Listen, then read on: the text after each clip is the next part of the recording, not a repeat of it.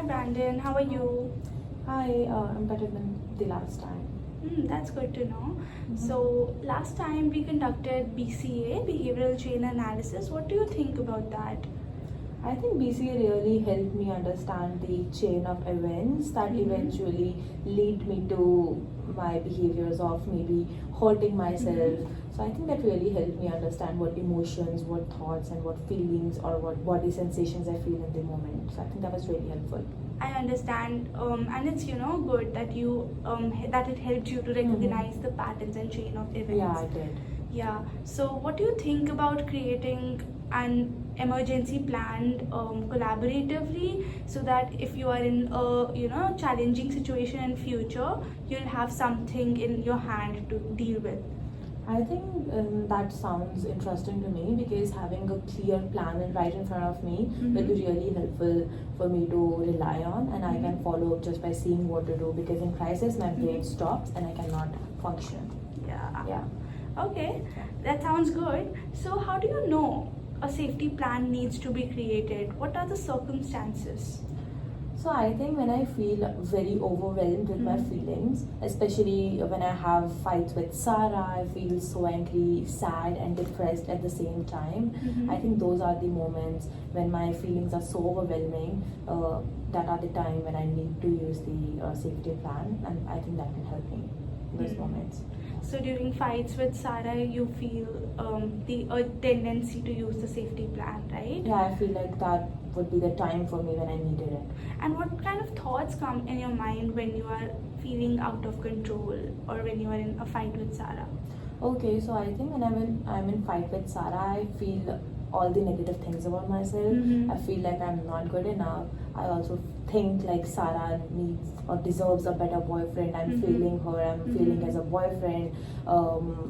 She should not be with me. She deserves a much better guy than me. So all these negative thoughts come in my mind when I feel overwhelmed, especially during my fights with Sarah. Yeah. These thoughts can be really overwhelming, I understand. And do you also end up getting certain bodily sensations in your body like while you get these thoughts? Yeah, I had that gut wrenching anxiety in my stomach, like something is just about to happen. I have that feeling in my stomach. Sometimes I have this sweaty palms. I had this palpitations. Like I'm all sweaty, especially when I'm just about to hit myself. I've realized it after BCA. Then when I'm just about to hit myself, I get goosebumps. Yeah, so I think these are all the bodily sensations, and I'm being able to describe it so good because of our last BCA. Yeah, that can be really frustrating. Yeah. How does it make you feel? I just feel like helpless. I feel I don't know what to do. I feel so emotionally sad, depressed, angry, and frustrated. I feel like Sarah doesn't listen to me, or all these feelings come into me, and that makes me feel overwhelmed. In this situation, do you feel that you're feeling like the sense of disconnect with other people as well? You feel that people are not listening to you or something like that? Yeah, I think this has happened with me where I feel like disassociated with other people. And this has not only happened during fights with Sarah, this has also happened with me at my workplace. When I have some really good input to give, but I just do not give it out and get along with what's going on, I really feel very frustrated after that. And I had that self-doubt. And I do not have that confidence to go and say to my colleagues, okay, I have a better idea, maybe we can do it this way. I don't have that confidence, and I usually get along with what's going on, and after that I feel powerless. I understand these situations and circumstances that you are in can be really frustrating. Yeah. So, can you think of any other specific situation or any other moment when you feel out of control or you feel that you are really, really frustrated or fed up? Last time I caught my mother drinking separately. Okay. She was on 1 year period of abstinence, and I caught her drinking. I was really frustrated. I was really disappointed at her that why would she do that again. So that was the time I literally lost my control, and I was like, I bursted out. Yeah. And do you get defensive in those moments? I get defensive when Sarah tells me you should not be doing this, you should not be drinking this much, you should cut on your alcohol amount, and I feel like I'm a child. Like how would you feel when somebody comes to you and be like, you can't do this, you can't do this, you don't feel good, right? And I'm like, Right. I'm not a kid, don't tell me what to do, I know what to do. Those are the moments where I get like really defensive. Yeah, I understand. So you feel that you're losing the sense of independence. Oh, you yeah. feel they're pointing out you, they're trying to gain control over you. Is that how you feel? Yeah, exactly, I feel that way, yes. Okay. And are there any specific places or times that brings you bad memories or flashbacks? Oh yeah, my washroom. Okay. I usually go and hit myself in the washroom, so my washroom walls has a lot of bad flashbacks. And you end up hitting yourself after what kind of circumstance mostly? So it's not like I always go to washroom and hit myself, but it's like when I feel so overwhelmed with emotions, as I already mentioned, especially after my fights with Sarah or my disconnection with people at my workplace, or if I had a fight with my mother. After all those overwhelming situations, if I come home and I am already very overwhelmed with feelings, if I go to washroom, I know I'm going to hit myself. Yeah. And there are specific times when you tend to hit, Yeah, not always. yeah, not always, no. Okay. Yeah. So have you found any activities or techniques that have helped you calm yourself down so far? Yeah, so at Friendship Center, they taught us some mindful breathing where you have to keep your foot grounded and then you have to breathe in and breathe out during those moments of distress. And I think that has helped me a bit, but I cannot always remember doing that. Also, there are some very sacred stones and feathers that are very sacred to our indigenous culture. So I think having those with me can really help me in those moments of distress. So have you practiced these breathing exercises and mindfulness techniques often? Like how often? Like on what frequency did you? Not like always, but yeah, during some times because oftentimes I cannot remember practicing this. Yes. Yeah, but as I mentioned, so last time we also discussed about this technique called REST. Right. Yeah, it was a distress tolerance skill maybe. Yes. So last time I fought with Sarah, I literally used this technique. I was like, relax, Brandon, relax yourself, nothing is going to happen. And then I evaluated the situation and what I was feeling. Okay, what's the fight about? What's Sarah doing? What am I feeling in my body? What are my bodily sensations? And then I literally, set an intention, and then I took the action and I moved out instead of going to the washroom and hitting myself. I literally went out of the home and I went to Friendship Center and I had some conversation with Jeff. So I think that technique helped me.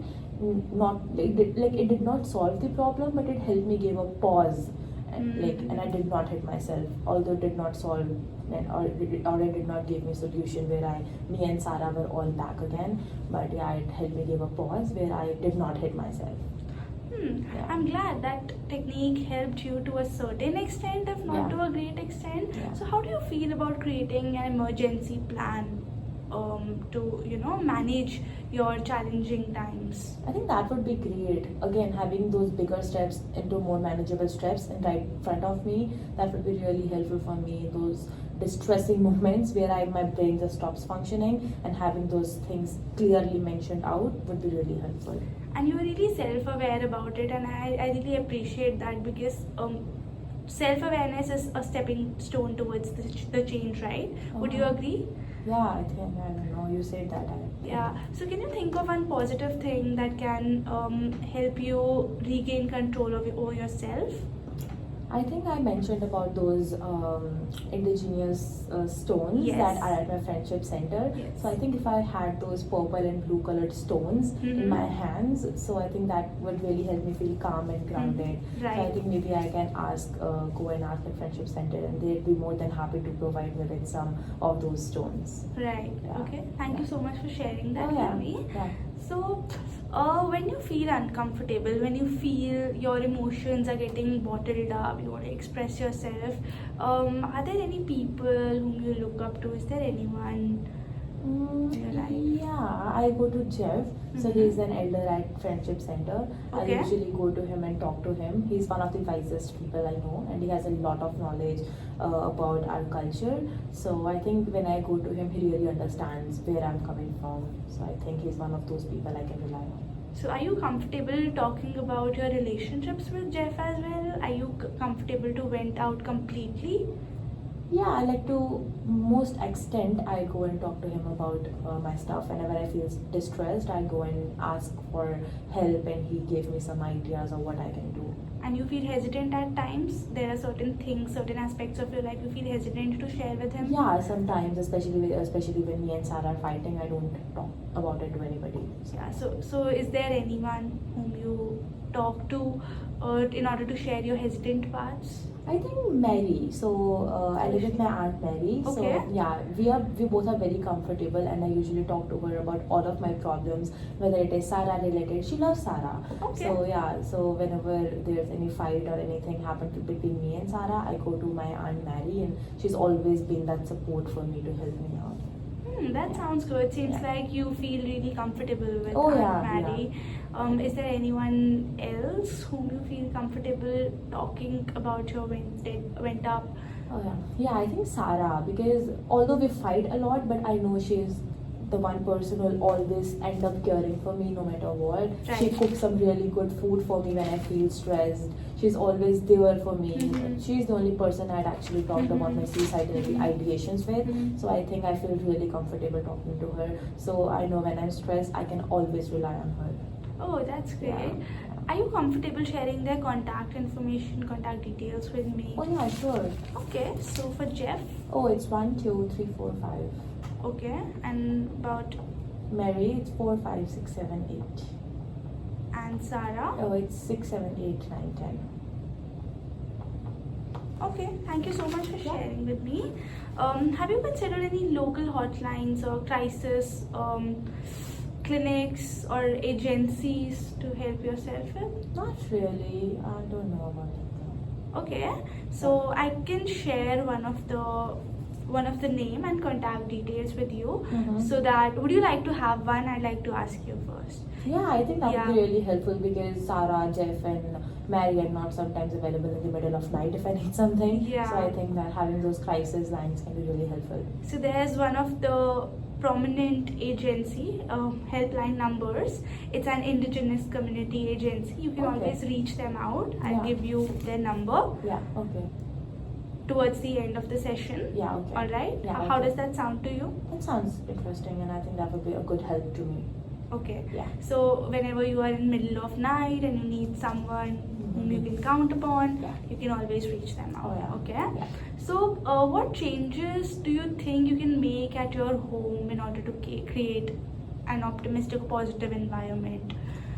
Okay, I think having those stress balls, those fidgety things, Okay. that can really help me because I tried it once. So Mhm. Sarah had some fidgety balls that she gave me, and when I like pressed it in my fist, it like helped me release tension from my body. Mhm. So I think having those around me can help me release tension instead of turning to hitting walls. So I think that is one of the things I would like to add in my environment, Mhm. or maybe some soft pillows in which even I hit, I would hurt. So I think anything like that. I can understand these sensory items really helps, right? Yeah, it does. Yes. Yeah. So, except from that, are there any items that you'd like to remove from your environment so that it helps you create a safer environment? You don't Yeah. feel overwhelmed. I think yes. So usually when I'm very stressed, I sometimes turn to alcohol.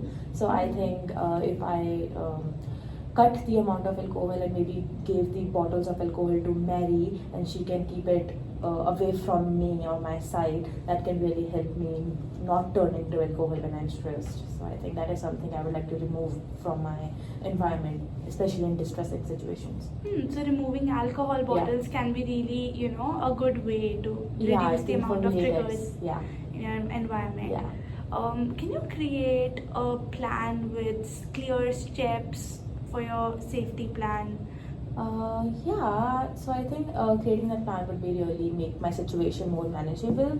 So I think when I'm in stress, I'll go to one of my calming places, that is my room. I'll go to my room and maybe have that purple and blue colored pebbles in my hand, stones Okay. in my hand, because that really help me calm and make me feel very grounded. So having those in my hand and maybe those fidgety balls around me to help me release some tension. And if I still don't feel good, I'll contact the emergency numbers or maybe my people like Jeff, Sarah, or Aunt Mary.